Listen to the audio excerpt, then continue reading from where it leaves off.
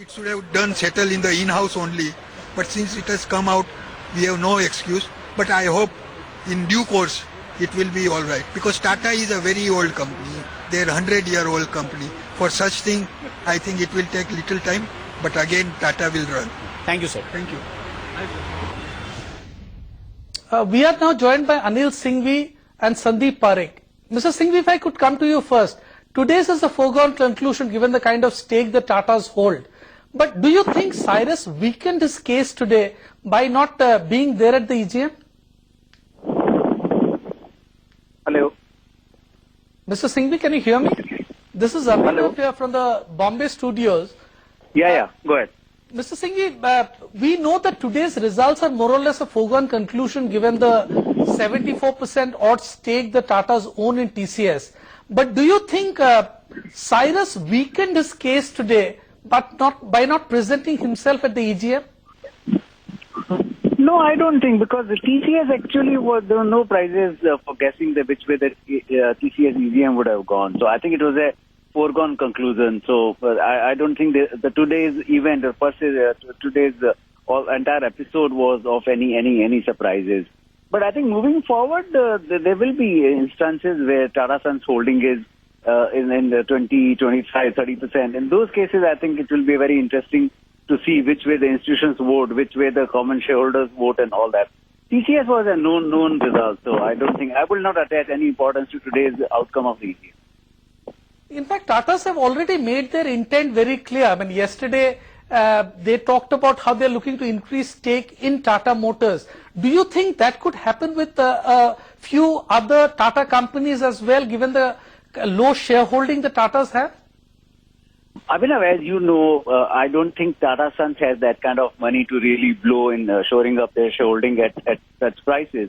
And secondly, this is a very poor allocation of capital, because it is just to out Cyrus Mistry, and if Tata Sons wants to use all its resources and increasing their stake only for the purpose of taking Cyrus out from the board membership, I think Tata Sons would have really erred wrongly and completely detrimental to the interests of the Tata Trust, because Tata Trust all along have been saying that Tata Sons is really not declaring enough dividend for them to carry out all the public services that they intend to do. So if Tata Sons really want to now use all its funds to shore up the equity stake in listed companies just to kick Cyrus Mistry out, I think Tata Trust should have a major objection to this. This is now Tata Sons than what Cyrus was doing. Yeah, I wanted to actually come in on that conversation only and ask you, Anil. Sandeep, let me come to you now.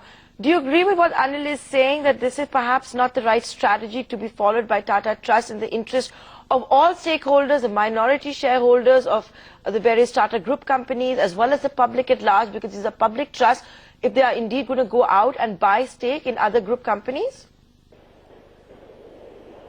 So I think one is that the other issue really is, I think most of the companies is again going to be mathematics at play again. You know, those people present and voting only are those who count. So with average shareholding of 30% in all the other companies, I really doubt if Mistry would be able to really make a dent. So, you know, at the end of the day, it's going to be mathematical numbers, and, you know, it makes no difference whether they want to throw out Mistry because he's ugly, or whether he's incompetent, or whether he's whatever the thousands of reasons they've cited. What I was asking you, isn't it poor allocation of capital if Tata Sons is indeed the buyer of today's block deal in Tata Motors, and if they were to deploy a similar strategy for the other group companies where they don't have a large stake? It is, certainly. You know, the trusts are not supposed to be in the business of control, in the business of running companies, etc. I think the trust at most can have a once in 10-year call in terms of whether the companies they've invested in are providing adequate returns, etc., and adequate capital appreciation. Beyond that, I don't think anything that they're doing is really justified. So I think at some point, you know, the charity commissioner needs to kick in and say, this is not your job, and don't try to act beyond your role. Anil, I have Monish with me in the Noida studio, and he had a very interesting thing to say, that the person who's heading Tata Sons should not be the same person heading the Tata Group companies. Before I hand it back to Abhinava, would you agree